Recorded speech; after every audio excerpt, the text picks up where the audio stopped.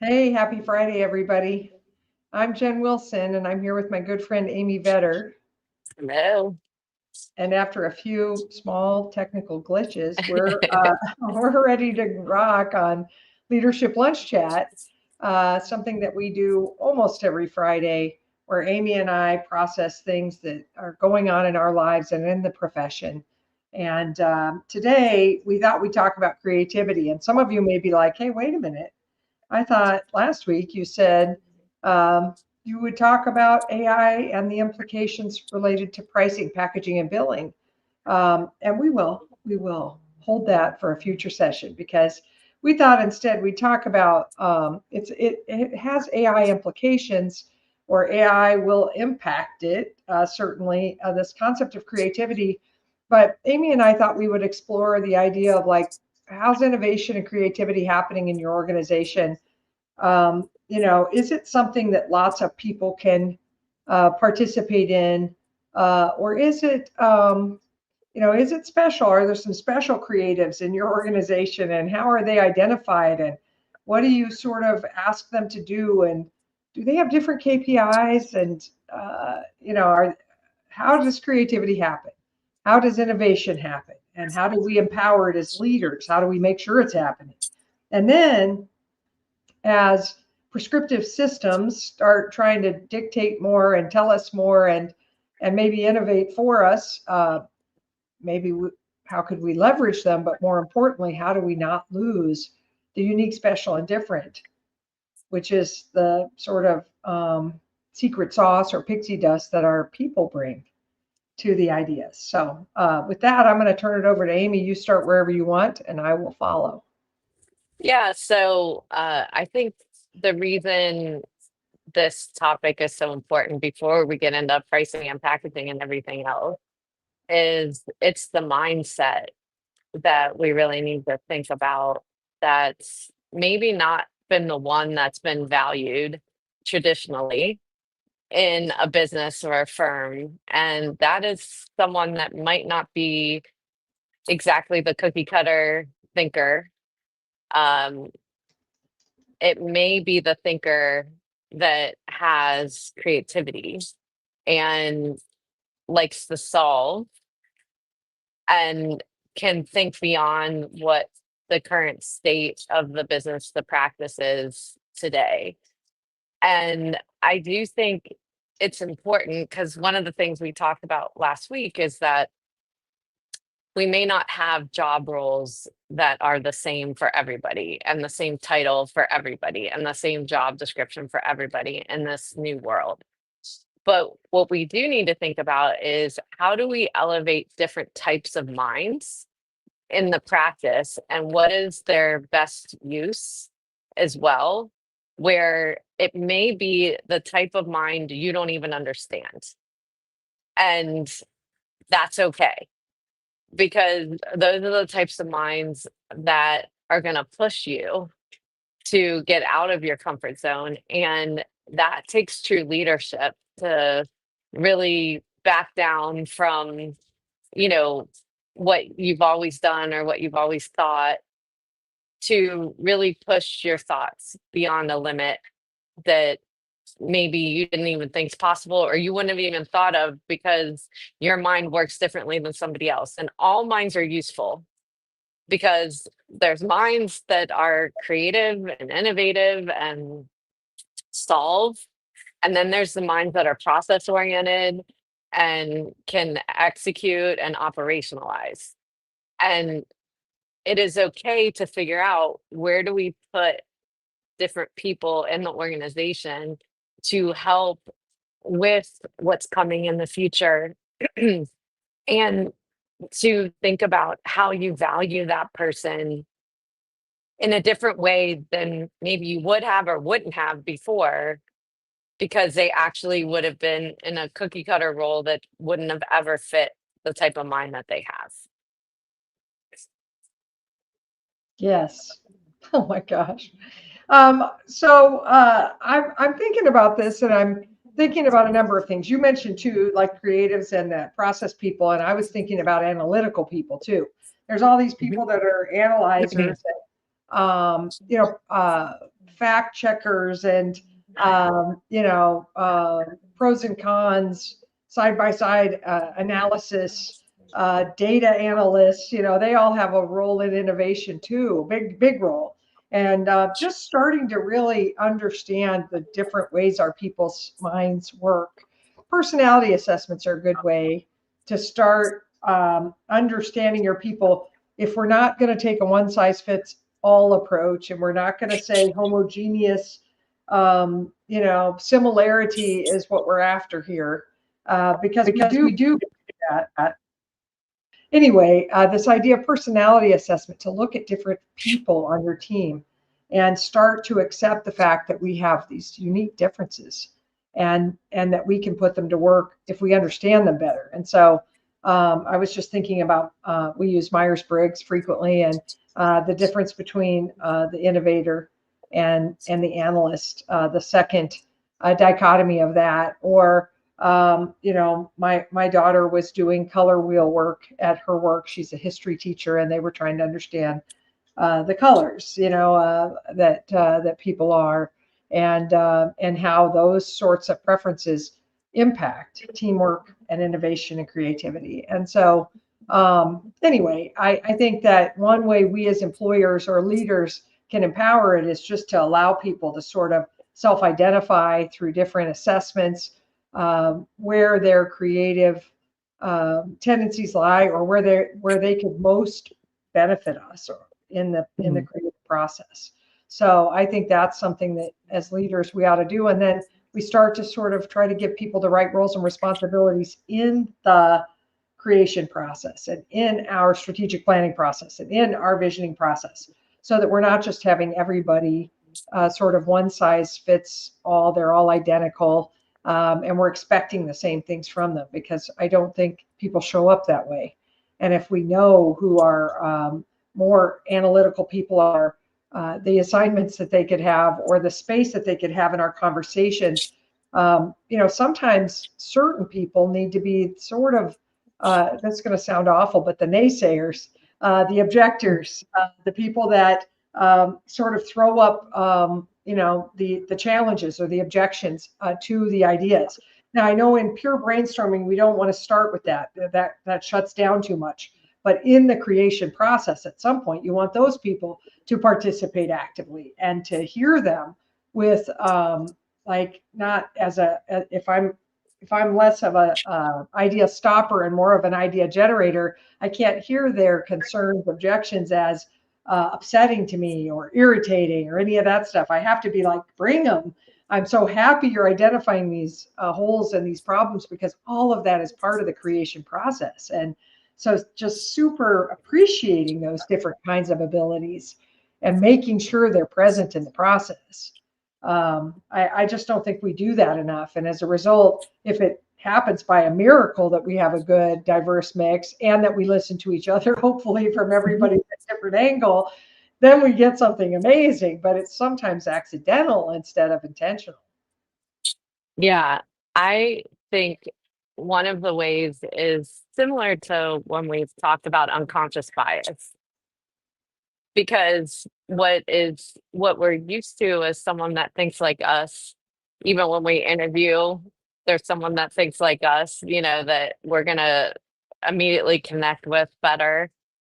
And this is really no different, is that we're actually looking for different traits in somebody to kind of push our thinking, get creative.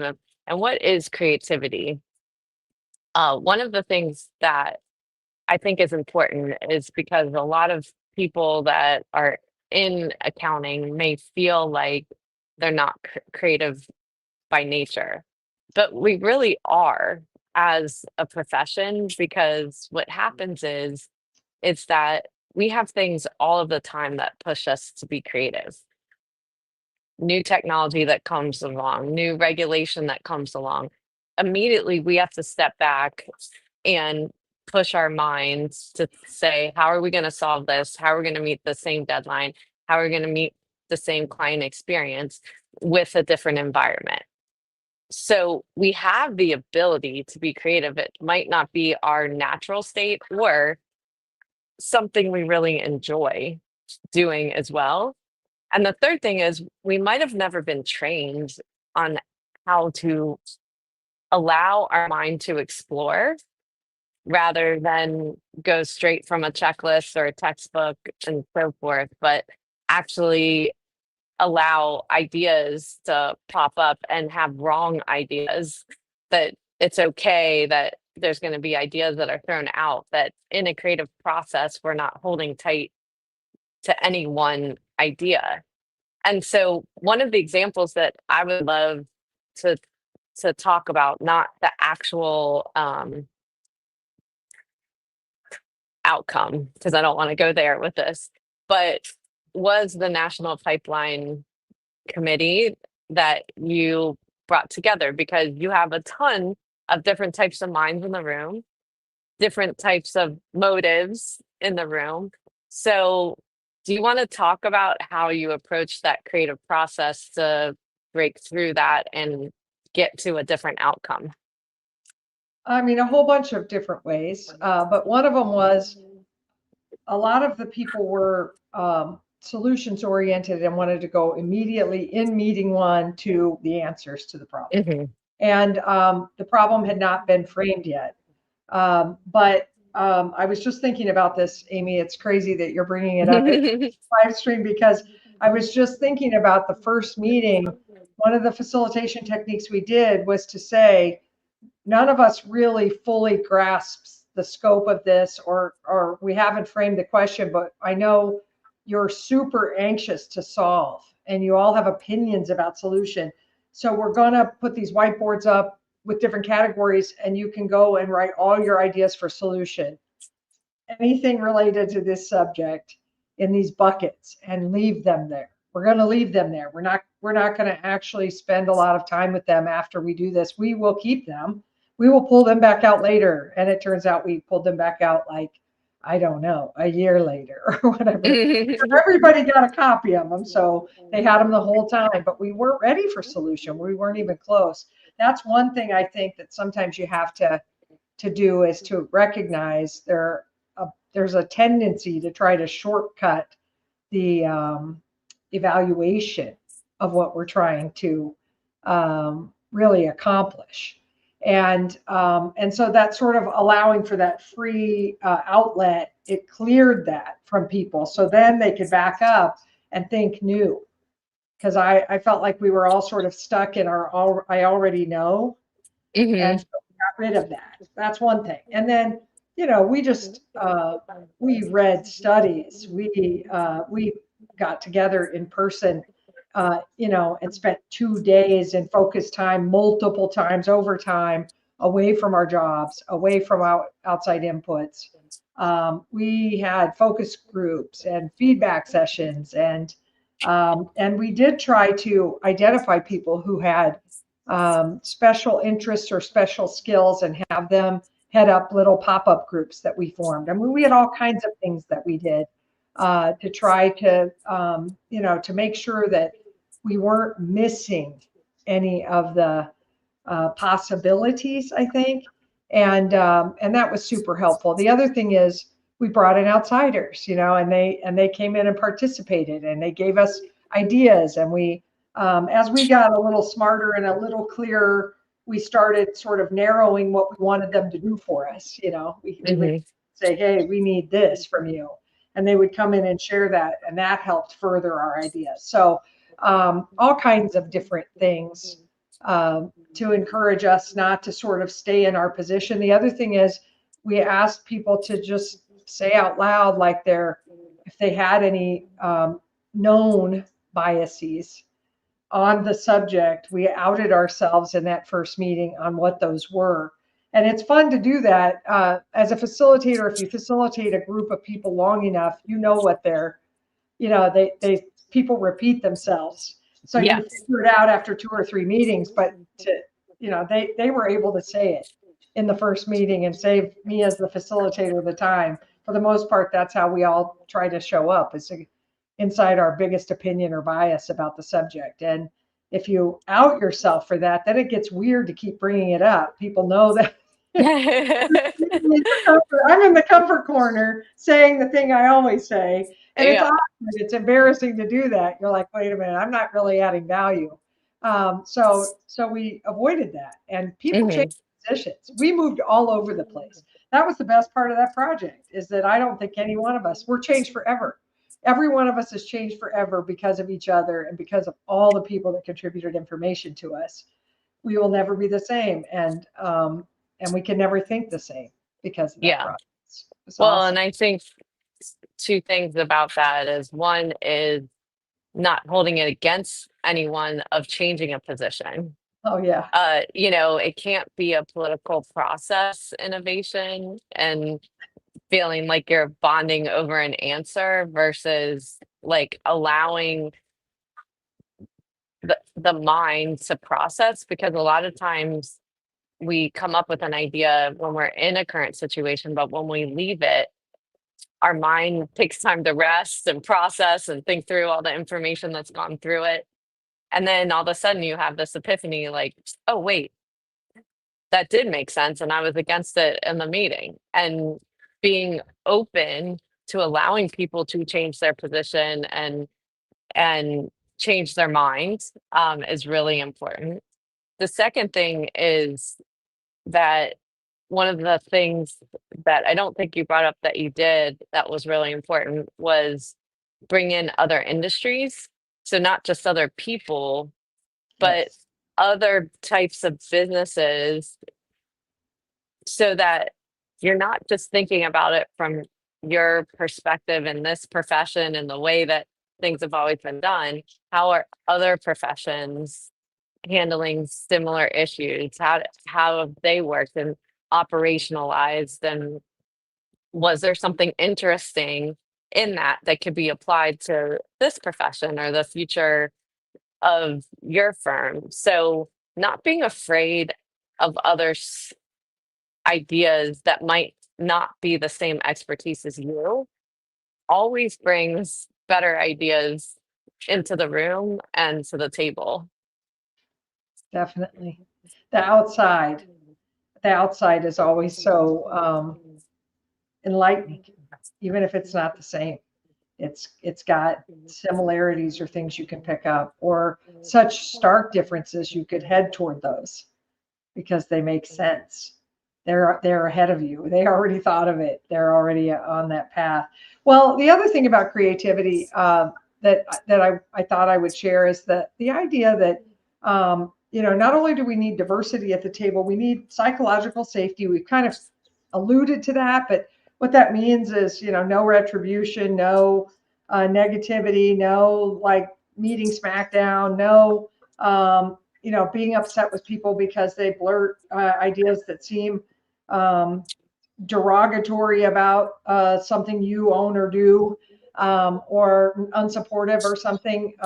Obviously, we want to have a safe space, so we don't want to say things ugly. We want to be professional in the way we say things, but we have to be able to explore, like, hey, should we back out and no longer support this service line because of these reasons? It's okay to, when you're trying to solve problems, you have to talk about possibilities that are scary and Hmm. might big change. And so we can't, it's got to be safe to do that. The other thing, and I've just experienced this week, I was out facilitating at a meeting that was a 5-day meeting. I ended up there 3 days, which is kind of rare for me to do 3 days in a row, 3 nights, leave my stuff in the same hotel room. It's pretty awesome. And just hang out with these people and listen and learn, and then also be away from the people and running and outside and in my room, and all of a sudden I'm not in my routine and all kinds of ideas come. And they come from both the subject matter of what I'm sitting there discussing with people, and also just randomly come, not related to those subjects, but other things that I am interested in or need to work on. And getting away from your routine, getting out of the day to day, not just for us as individuals to be creative, but if you're trying to get your people to create something, doing it in a 1 hour Zoom call in the middle of the day is probably not going to produce the kind of, creativity that you're looking for. Mhm. So just stepping away from the norm in some way. And so like when we do strategic planning at Convergence, if we are together, which we are sometimes for that activity, we usually go for a hike or practice yoga. We did rooftop yoga and a hike this last time in the spring. 2 days in a row, did something that was really relaxing and fun. To guide us into, and we were out of town in a place that's not normal. And that just all, it makes you relax and it makes you think differently. So another Yeah. tip on the creativity side. Well, I think we've exhausted our subject, and appreciate you tuning in today from your phone. And I appreciate anybody who experienced, we had a little bit of a technical glitch earlier, so I hope that all went okay for you folks. We are so grateful that you come to share ideas with us and to hear our thoughts. We would love to know what you think of the subject of creativity. If you're watching this after the fact, post and share it with us, or share it with us directly. And if you have any other ideas for Leadership Lunch Chat, please let us know. Until then, have a great weekend, and we'll talk to you all soon. Thanks so much. Thanks, Amy. Have a great weekend. Thank you.